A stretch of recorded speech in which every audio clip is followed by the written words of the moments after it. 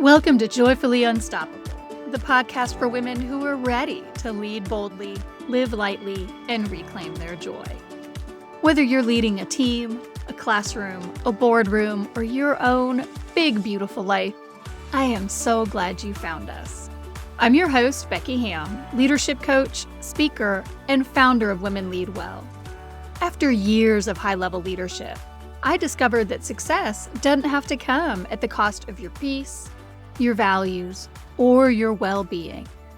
Each week, we'll explore what it means to lead joyfully, sustainably, and authentically, even in a world that tells you to hustle harder and prove your worth. You carry a lot. Let's help it feel lighter. So, here's something that makes sense once you hear it, but feels wild all at the same time. Did you know that your brain accounts for about 2% of your body weight, but consumes about 20% of your body's energy, even when you're sleeping? Our brains are energy-hungry machines. And again, when you think about it, yeah, that makes sense because of everything the brain does to keep the body alive. But 20% of all of your energy, 20% of all your calories goes to brain functioning. All of the decision-making, all of the creativity. We talked about inner critic on the podcast last week, right? All of the self-doubt, self-critical thoughts, all of that takes a lot of energy. So that's another reason to overcome your inner critic and feed your inner cheerleader. You're going to be burning that energy anyway. You might as well be burning it, be more energy efficient, and burn it on something that is actually productive for you. So why am I talking about your brain's weight and the amount of energy that it consumes on a leadership podcast? Because we have entered the most wonderful time of the year, which for many of us is also the most stressful time of the year. We've got the holiday parties, we've got the gifts, we've got the kids' activities, we've got potentially religious events. We have a ton of extra planning, maybe some travel on top of that. And then, we've got the entirety of our regular lives, which may already be overly full for you if you're like a lot of the women who I work with. And so our brains might be just a little bit starved right now for the energy they need to support strong decision-making, emotional self-regulation, and high performance. We spoke back in episode 6, one of the first episodes of this podcast, about our body budget, remember? There are so many of us who are in the red right now when it comes to our body budget. So today, we are going to talk about the life-changing magic of taking breaks. I'm not going to have you declutter your physical space, but we're going to talk about what you can do to declutter some of the stuff that's weighing your brain down and how you can, even through this holiday season, build in time for rest and renewal. And we're going to start with the neuroscience of it all. What recovery means for our brains. Now, there are a few things to know here. And the first thing, again, it's one of those things that is wild when you first hear it, but it makes a lot of sense at the same time. And that is that our brain doesn't shut down when we go to sleep. It doesn't shut down when we rest. The brain never shuts down because the brain is critical to doing things like making sure we breathe and our heart pumps and the blood moves and all of that, right?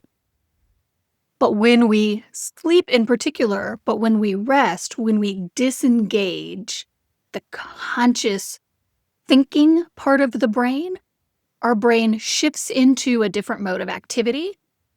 And when it's in that different mode, it does all of the background processing to support our memory, to support integration, emotional integration as well as cognitive integration, to support creativity and insight.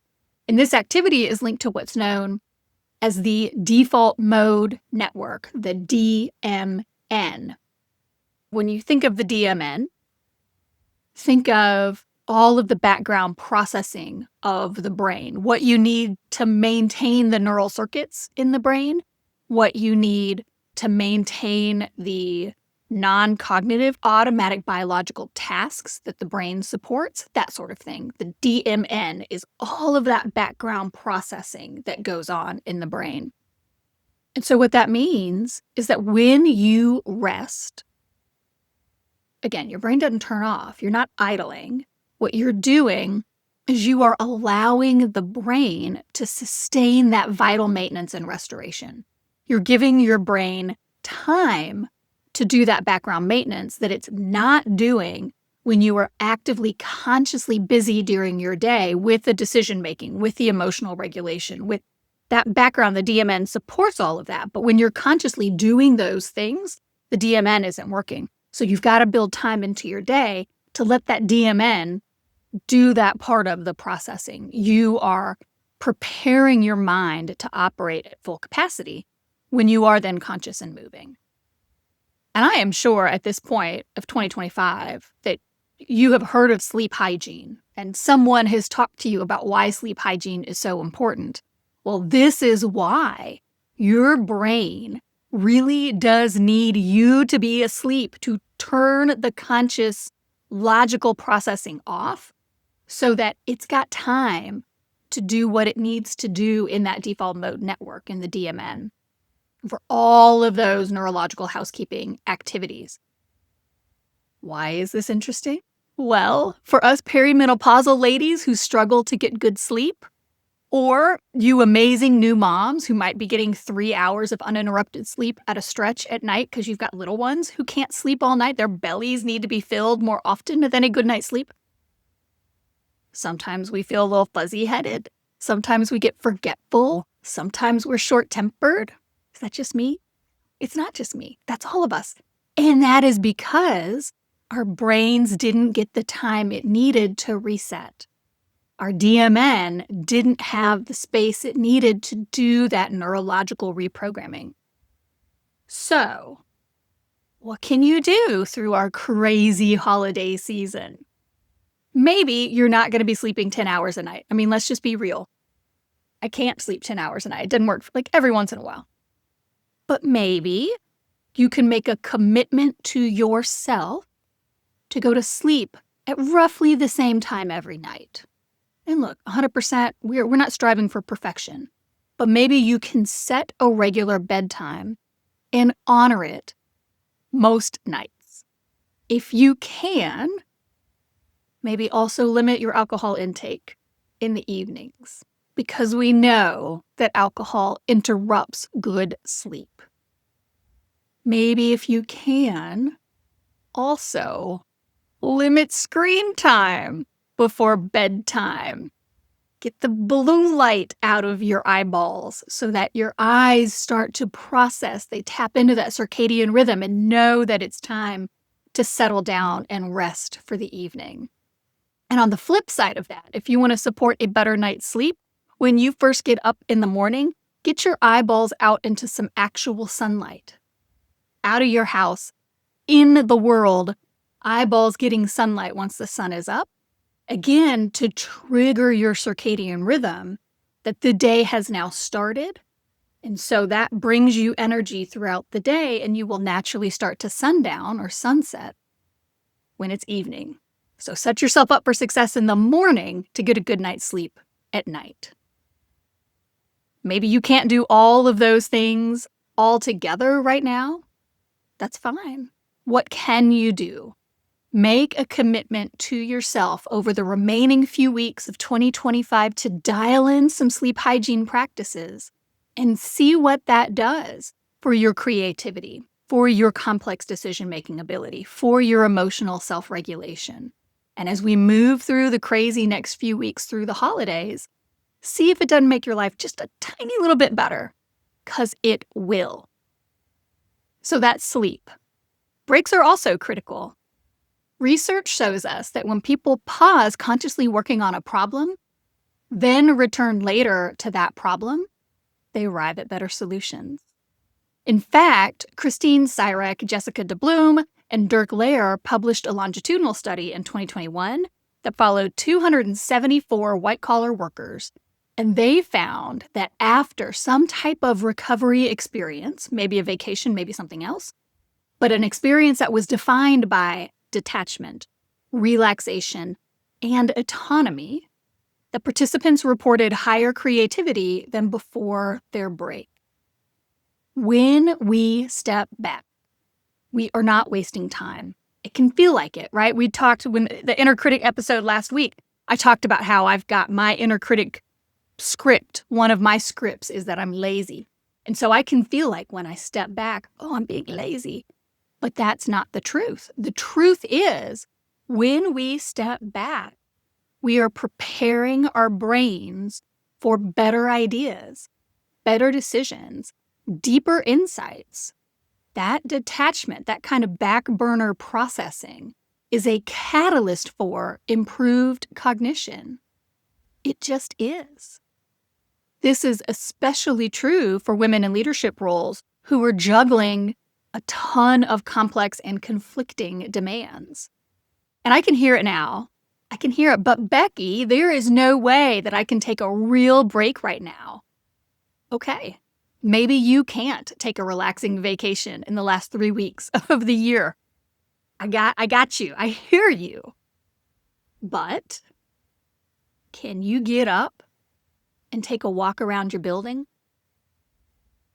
Can you practice some deep breathing for 2 minutes in between your meetings?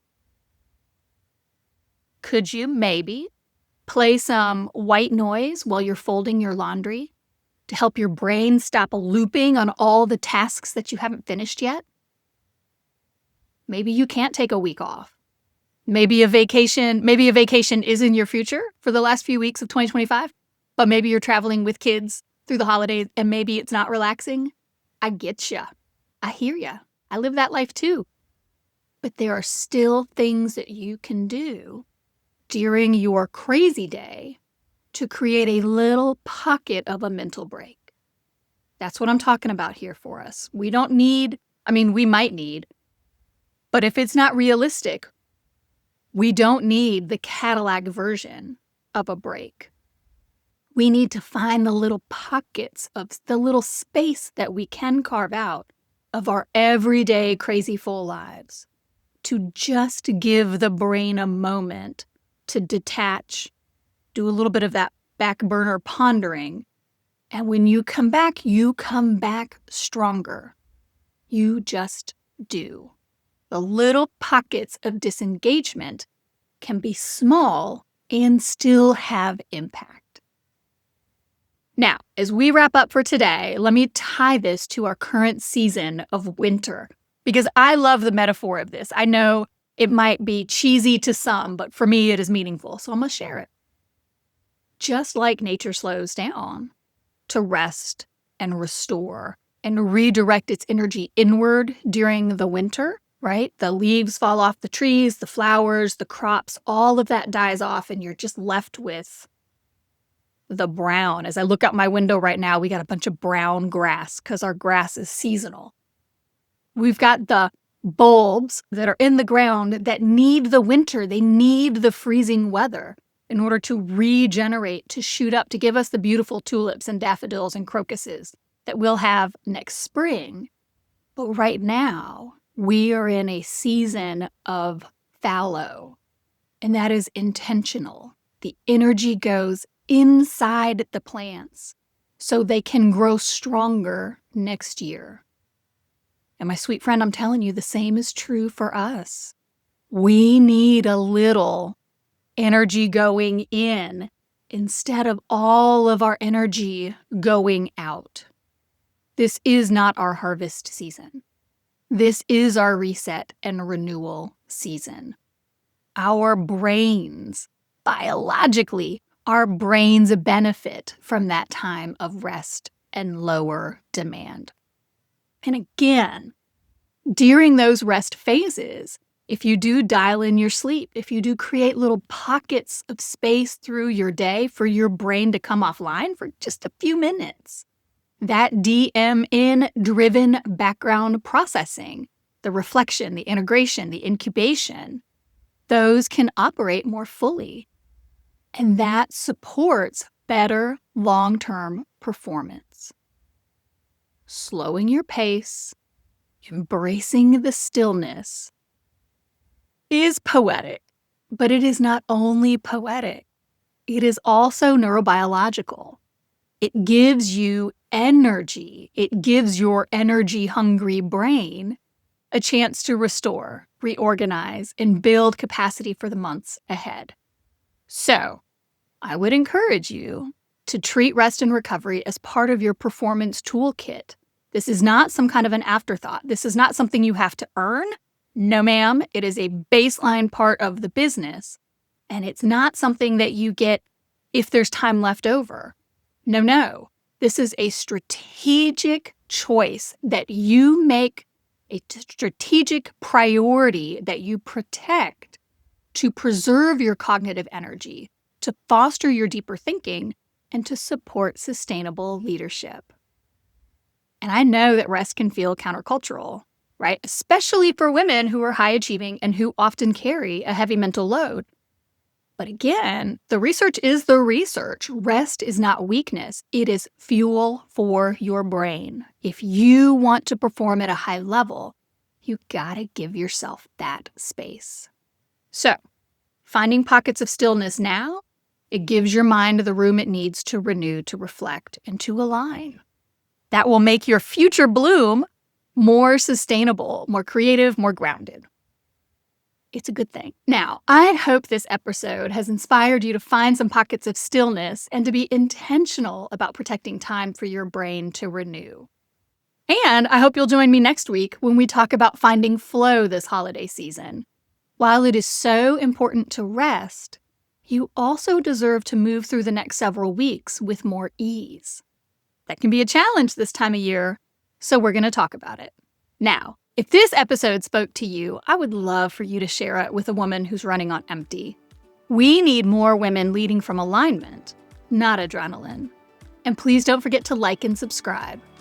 And if you could leave a review, I would really appreciate it. Building those reviews on Spotify, Apple, YouTube really does help a little podcast like mine to get some traction and to show up for more women who could benefit. And remember, you can always grab our free resources like the thought-catching journal prompts, the year-end review, or the mental load reset at the Women Lead Well website, and I'll link it in the show notes below. Remember, joyful, sustainable, and authentic leadership is possible, and you deserve to enjoy every minute of it. Until next time, I'm Becky Hamm, and this is Joyfully Unstoppable.